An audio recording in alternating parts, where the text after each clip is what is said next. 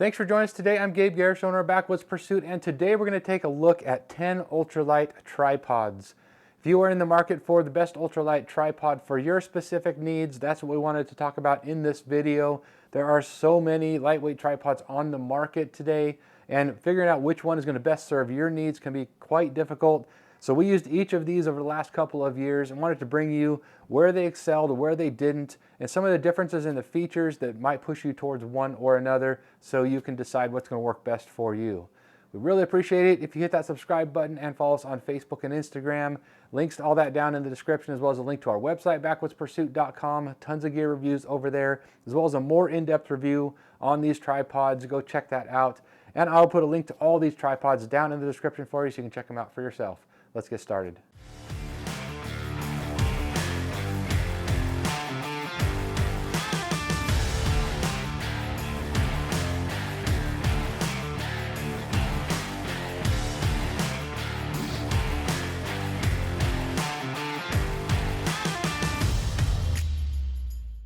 All right, to get started here, we're going to talk about some of the overarching features that you're going to see throughout these tripods before we get into going over them individually.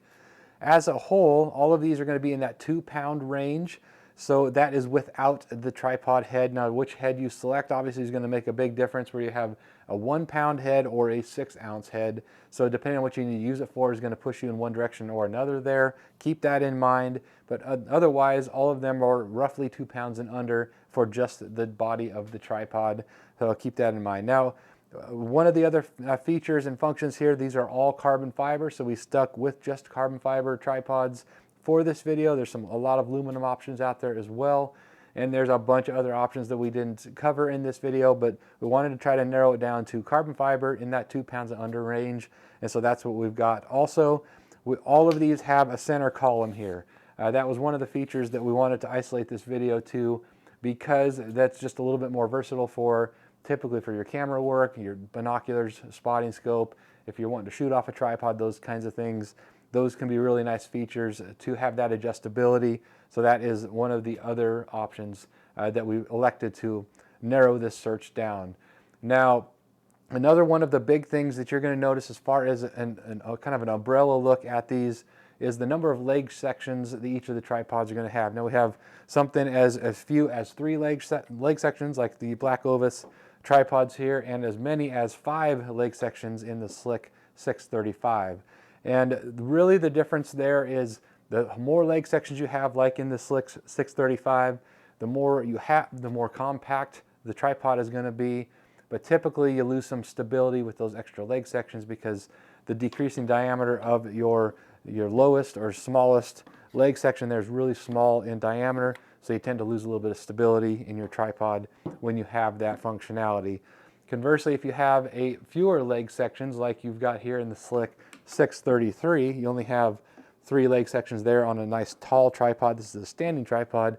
You're going to have more stability because that lowest leg section there is going to be thicker, but you obviously have a far less compact tripod. So there's a give and take here on all of these. So with all that said, let's dive into the individual look at each of these, help you narrow it down for yourself. Now, the 10 ultralight tripods we have that we're going to look at here in this video. We've got the Black Ovis, Alpine Pro, and Treeline. We have the Leupold Alpine, the Field Optics Research MicroLite, the Sirui T024SK, the Slik 624, Slik 635. We have the 634 and the 633, both from Slik as well. And then the 2-Vets Ruck tripod. And again, all these are in that 2-pound range for this. So let's take a look here first at the Black Ovis tripods. All right, first up, the lightest of the ultralight tripods that we tested, and these are the 2 Black Ovis tripods. We have the Black Ovis Treeline and the Alpine Pro. They're more or less identical, other than the Treeline comes with a little bit smaller head here, and both of these do come with the pan head. The pan heads actually aren't too bad. I wasn't sure what to expect from them. They're not amazing, but they do handle the weight pretty decently. So with the included tripod head here, the Treeline comes in at 30 ounces, and the Alpine Pro comes in at 32.8 total weight. Otherwise, they are more or less the same in their max height of 30 inches, and their minimum height of 12 inches. And so you can get that minimum height here by using the lever lock on the leg here. The second option there will get you that minimum height.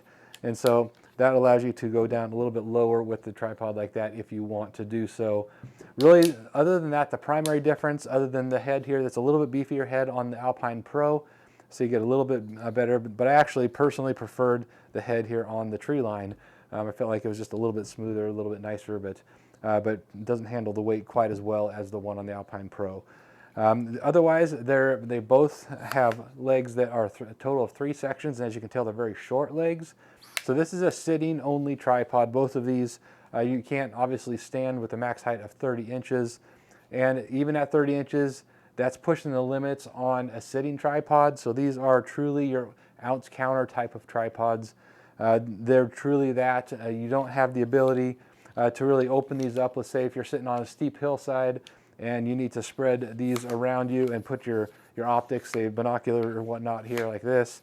It definitely makes that a little bit more difficult. So these are a very specific use type of a tripod where you're wanting to save a bunch of weight when you're using these, say for a goat hunt or something like that, where you have a lot of elevation to climb and weight really matters.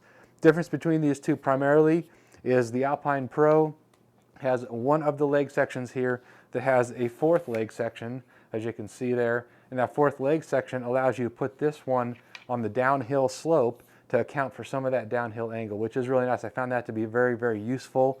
So of these two overall, I had preferred the Alpine Pro personally because of that extra leg section. It does actually do a really good job of helping and allowing you to account for that downhill angle. So those are the black Ovis tripods, the Alpine Pro and the Treeline. Nice little tripods. I was actually very, very surprised and happy with how they handled even something up to a spotting scope, a smaller spotting scope like the Koa 553. Use that on these, and it did really well. If you have it all the way down like this, you can use a larger spotting scope.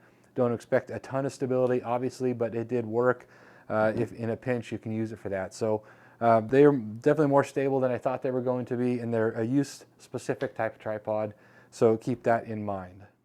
All right, next up we've got the Leupold Alpine. This is a unique tripod. This is probably one of the more unique that we tested for a couple of reasons here. It comes with a little ball head here that does fine for smaller optics, a small camera or a pair of binoculars. It's not going to handle a spotting scope all that well, but it does fine for those smaller optics. Obviously, it's a very small and lightweight ball head here. Now, this is something that comes in at 25.7 ounces for just the tripod, and with the included head and the extension here, you come in at just about 32 ounces. So very, very lightweight, particularly given that this is has a max height of 58 inches, which is quite incredible for something that is right at 2 pounds with the center column there extended and the ball head and whatnot. So you've got a very, very lightweight package, and that's really what this is designed for, to be able to pack this around the mountains. And you've got 4 leg sections here from Leupold on this guy. Of course, that bottom leg section is on the smaller side, as you would expect with something like this, but it is very nice and smooth, and it does a good job of being able to use standing if you have to. It's not ideal for that, because anytime you add weight, fully extended, you're going to lose some stability, but it gives you that option to do that in a pinch, but it works great as a sitting tripod. What's unique about this is that it comes with this center column. You can take that off or leave it on there, but if of course, if you take that off, you save a little bit of weight, and you effectively have a type of a bull top here that is better for shooting off of if you want to go that route. More stability is going to be given because the lack of a center column. The center columns by nature and by design, they just can't be as stable as something that's directly attached to the top of a tripod like this. So if you want to include that, you're going to go ahead and unscrew the ball head here, and that just unscrews for your typical threading there, and screw this on. Now, this is nice and goes on really quick, and then you've got an extension there as well, and then you can put whatever tripod head you want on there just like that, and it goes on real quick and easy. So there's pros and cons to that, of course. You don't want to have to carry this around in the backcountry just in case you were to lose it and leave it in your backpack or whatnot. But the downside to that is when this is folded up, that's going to be your minimum folded height, which is kind of tall. It would be nice if that telescoped down in between like a lot of the other tripods, but it doesn't. So it's kind of, for me anyways, I would want to decide which route I would want to use this for. So if I want to use it with this, I would just go ahead and leave it on so I don't have a chance of losing it. If I don't want to use it, just take that off and leave it home. I like having the adjustability here, particularly with glassing with binoculars or a spotting scope. So I would tend to want to leave this on, but I don't care for how long this is folded length. Otherwise, folded length is just over 18 inches without this, so it's nice and compact, particularly for a 58-inch maximum height tripod. The other thing I really noticed about this in this performance is you do get that great height for a 2-pound tripod, but the width of the stance here in the legs was a little bit less than some of the others that we tested. So when you are fully extended, you have a little bit more likelihood of tipping the tripod, so you want to be careful not to bump it. Like any tripod, you get fully extended, you're going to have more likelihood to tip over, but that was even more so the case with this. So you can either do that or open up the leg like that to give yourself a little bit more of adjustment, to give a little wider stance and a little more stability there.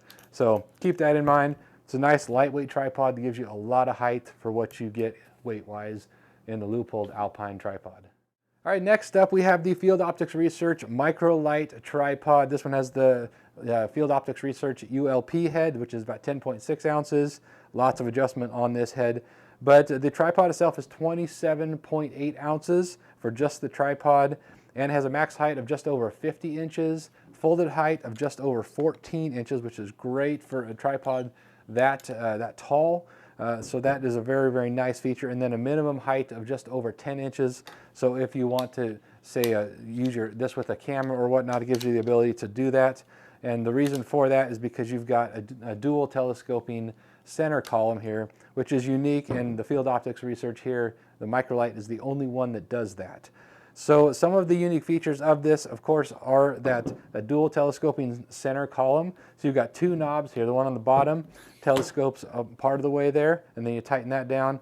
And then you have a second knob for a second smaller diameter tube for a second piece of the telescoping center column. Now that is nice. It gives you a ton of adjustability here, but as you can imagine, that is a huge and long center column, so you have a lot of flex in that, and you have two joints here. Anytime you have extra joints, you're going to have a little less stability. So I found myself not wanting to use both of those center columns unless I absolutely had to.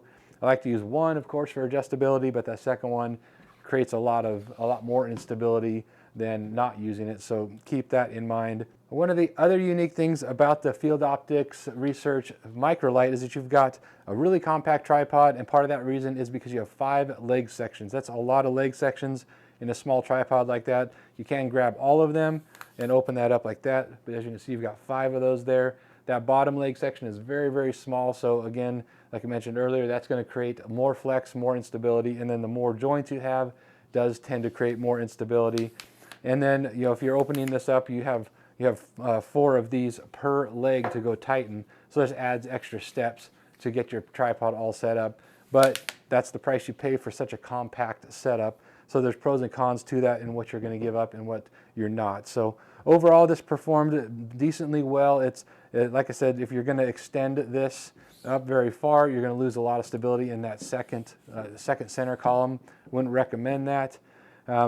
Personally, I don't, for any tripod out there, I don't love a 5-leg section tripod. Either 3 or 4 is my personal preference, but for you that might not be the case because you're needing something as compact as you get with something like this. So if that is your need, this is one to take a look at. And again, it's carbon fiber, just over 27 ounces without the head, and then you can put whatever head is going to fit your needs best. So that is the Field Optics Research MicroLite tripod, a great 50-inch tall, super versatile tripod that is going to cover you for everything from sitting, and you can even get away with standing a little bit if you have to with a lighter weight optic. It didn't do awesome with big heavy optics as you would expect. None of these are going to be amazing for that, but because of all those leg sections and the extra joints and whatnot, they tend to suffer a little bit more from a heavier optic than some of the others. So Field Optics Research here, MicroLite. Next up, let's look at the Sirui T024SK. Next up, we've got the Sirui T024SK. Again, this is another carbon fiber. They all are. This one has 4 leg sections, and this is a very, very tall tripod for what you get here. You've got a 58.5-inch maximum height with this, which is fantastic. And it comes in at just 27.8 ounces, 27.9 ounces, I'm sorry. And it's super lightweight. Again, depending on what head you put on here is going to dramatically affect that. But if you pair that with something like this, this is the Wiser Precision Nighthawk. This is a 6-ounce head that does a phenomenal job. It is on the more expensive side, but when you pair a 6-ounce head with something like this, you get a really, really lightweight tripod that it goes up to 58 inches in height. Also goes down to a minimum height of 5.5 inches. It does have this center column here that can be replaced with a shorter center column that is included. So if you need to use this, say if you want to shoot off of it or lay down or get some really a prone shot, or use your camera and get it really close down to the ground, you have the ability to do that. Of course, all the legs do that. So if we have a shorter column here and you're eliminating that, you can get it right down next to the ground. I've used this for over a year and it did great. It's a nice lightweight tripod. It does okay with everything up to a smaller spotting scope. As far as the larger spotting scopes just are not going to be amazing like that. That Leupold Alpine, this has a narrower stance as far as what how wide the leg stance is. So because of that, when you get this thing fully extended, it tends to tip a little bit easier than some of the others that we tried. So keep that in mind. This is better as a sitting tripod. Even though it does have that taller height, you can use that when needed, but it's not recommended, particularly with a heavy optic on top of that. Now, there's a great package that comes with this, with the Sirui VA5 video head that puts it just about 46 or 47 ounces total weight. That's an awesome video head, one of our favorites, along with this Wiser Precision Nighthawk if you need an ultralight head. But there's a great package that comes together with this tripod and that VA5 head. So check that out if that's going to fit your needs. Again, if those 4 legs, that bottom leg is on the smaller diameter side, so you do lose some stability there. Any of these, fully extended, you're not going to have great stability, but they all work great for sitting down. But this did work okay, even with fully extended. It's usable. It's just not amazingly stable. If you have some wind or something like that, you're going to really notice some vibration. Biggest thing though with this was the narrower stance made it a little bit more tipsy, particularly with a heavy optic. So works great for binoculars, smaller cameras, those types of things, and it's so light you can take it with you. And the folded height of just at 18 inches here, it's really great for throwing in your backpack and nice and compact. All right, next up we have a couple of the Slik tripods. We got the 624 here and the 635. The 635 replaced the 624, but the folks at S&S Archery liked the 624 better, so they brought it back, and so they're, to my knowledge, the only place you can get the 624 anymore, but it's a great tripod. 635 is more widely available. The difference here with all the Slik tripods, that last number, the 34 or 33, that last number is the number of leg sections for the tripod. So the 624, as you can imagine, has 4 leg sections here, and the main difference here is the bottom leg section here between these two is significantly more substantial than the bottom leg section of the 635. Because of that, where the differences lie here, even though they are small between these two, is that you have 5 leg sections versus 4. You have just over 50 inches max height and just over 44 inches max height with the 624. So the 635 gives you a little more height, but that height isn't as usable, isn't as stable because of that small leg section. Because of that, I personally preferred the 624 a little bit more because it's a little more stable. That bottom leg section provided more stability. And really, you can get away with using either of these standing, kind of. You have to bend over and whatnot. And if you have to do that, the 624 was a little bit more stable, I thought. But the 635 gave you that extra little bit of height, which is nice if you need to use it. So there are certainly advantages to that. And they're the exact same size as far as height. So you get the folded height here. So you've got a more total max height with the 635 than the 624, even though the compact size, the folded size is the same because of that extra leg section in this guy. So that's some of the primary differences. Otherwise, the same center column, does a great job, and they both go down to around 5 inches minimum height. And the reason for that, you've got a nice center column here, but you can unscrew the bottom half of this so that if you want to extend this and go all the way real close to the ground to about 5 inches, or so, you can do that. You have to undo all the legs here, and then you'll pull this center column out and unscrew the top of this, and that'll allow you to drop this down. You can drop that center column through the bottom here, just like that. It unscrews really quickly, so if you want to use this, say, shooting prone or whatnot, you have the ability to do that. You can open this up and go really, really low to the ground, just like that. So it gives you the ability to do that, which a lot of other tripods don't give you that ability. Now, the nice thing about that is you still have a little bit of adjustability here in the center column. You have about 3 inches or so there. But if you just want to leave that bottom section off, you can do that and still have that little bit of adjustability for, say, your binoculars or spotting scope, and not be isolated to just something that's attached directly to that center post there. So that is a very, very nice feature with all of the Slik tripods offer that. So that's really your main differences between these two. Personally, like I mentioned, I probably prefer the 624 because it's just a fantastic tripod. The feature set really fits well with what I personally need, but the extra height is nice to have in the 635 here. Now, with all of the Slik tripods, one of the noteworthy things with all of them here is just the nice wide stance that the legs give you. They really do a good job of providing extra stability because it's not as narrow as some of the other tripods we tested. The more narrow that stance is, the more likely you are going to be able to tip the tripod when it's fully extended. But when this is all the way out like it's designed to be there, it gives you a really, really solid base, and so that gives you a ton of stability. What can compromise that, though, is that smaller diameter leg section like you have in the 635. It's really, really small. And it's something, if I'm going to use the 635, I want to do everything I can to not use that last leg section unless I absolutely have to. I'll extend every other leg section except that unless I absolutely need that final 5th leg section. So a little tip there on whenever I have, well, really any tripod. The last leg section you want to use is that smallest one because that's going to give you the least stability across the board. So no matter what tripod you end up with, that's something I always try to do. All right, last up, we're going to look at the 3 tripods here that are full standing tripods, but they still stay in roughly that 2-pound category. They're all just over that. The Slik 634 here is just at 32.5 ounces. The same with the Slik 633, 32.5 ounces. And then the Ovis Ruck comes in at 37.8 ounces. So it's the heaviest tripod that we tested, and roughly 2 pounds, 5 ounces. So just a little bit on the heavy side, certainly, but we'll get into why that matters and what the differences are here. Between the 2 Slik tripods here, the 634 and the 633, you can tell, actually all of these, they have differences in their folding height. The 633 is the tallest tripod when it's folded at just over 21 ounces, whereas the 634 is more compact at just over 18 inches. And then the Ovis Ruck is a little bit smaller than that, 18.3 inches. So you have varying differences in the compact style. Some people really hate a tripod that is that big when it's folded, but there are benefits to that as well, which we'll cover here in just a moment.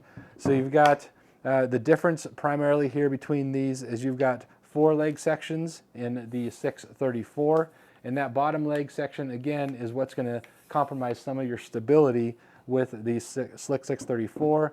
633 just has the 3 leg sections, and that bottom leg section is quite thick for a bottom leg section. So it's much more substantial than the 634 there. And because of that, and because I don't mind having a taller folded tripod like the 633, I preferred the 633 personally over the 634.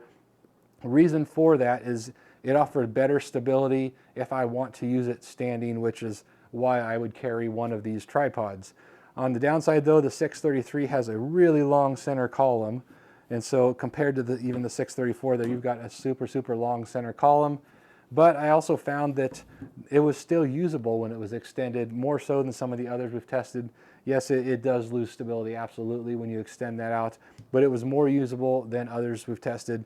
634 here, I really noticed, particularly when you put a heavy optic on here, that lower section there, that lower leg section that is very narrow, if you're using that, and then you're extending that center column, it's still a long center column and not as long as the 633. You lose quite a bit of stability in that when you're trying to stay focused at spotting scope. You have a lot of vibration in there. Just wasn't able to get this as stable as I was the 633. Now the 2-Vets Ruck here also has the 4-leg sections, and it has an even thicker bottom leg section than the 633.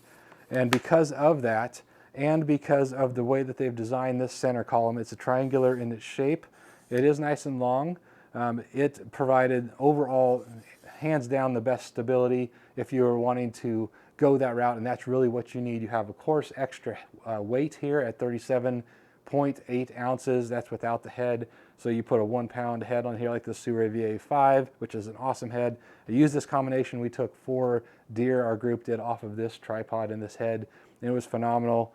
But there's one huge downside to this outside of the weight, and that is the center column here does not allow you to shoot prone if you want to use this as a shooting tripod, or get it really low if you're going to, say, use it with filming or whatnot. The lowest or the minimum height, I believe, is 16 inches if I recall correctly, whereas these two are down at that 5-inch range, because you can take that bottom portion of the center column off and get that down all the way really, really low to the ground. So if that's what you need, then these are going to be a better option for you. And even though you're going to be giving up a bunch of stability versus what you get with the 2-Vets Ruck. Otherwise, this was an awesome tripod for me personally, because if I'm going to be using a tripod to shoot off of, I don't need that lower height. I've got a bipod on my rifle for that. So because of that, I didn't mind this not being able to allow me to lay it down lower, down to, say, a 5-inch height like the others.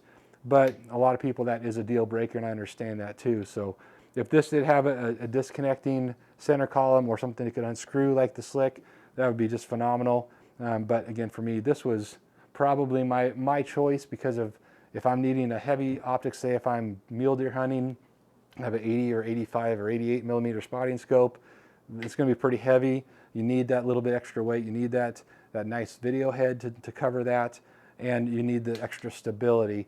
And I was still able to use this as a shooting tripod. The same could be said for the 633. This is a close second for me, and for my particular purposes, it just gives you a lot of stability. That lower leg there being more substantial, that also caused the taller folded height. I didn't mind whatsoever. I'm happy to pack that around and have it sticking out of my backpack a little bit to get the extra stability, but that's just me personally. If you need more compact but still the height and more stability than anything else that we've looked at here as far as a full standing height, and this is by far going to be your option that way, because it saves some significant weight over the 2-Vets here and gives you that ability to get lower to the ground. So that's a rundown though of these 3 standing tripods. They all do a great job. Just depends on what you need and what you need out of a tripod. So there you go. That's a rundown of these 10 ultralight tripods that we tested over the last couple of years. Again, I'll put a link to all of these down in the description, as well as all of the heads that we talked about here, so you can pick what combination is going to work best for you. I'd love to hear your thoughts on these tripods or any others that we didn't test here. We're always looking for new things to test as well. Drop those comments or questions down in the comment section. I'd love to hear from you. Thanks for watching here today, and we will see you next time.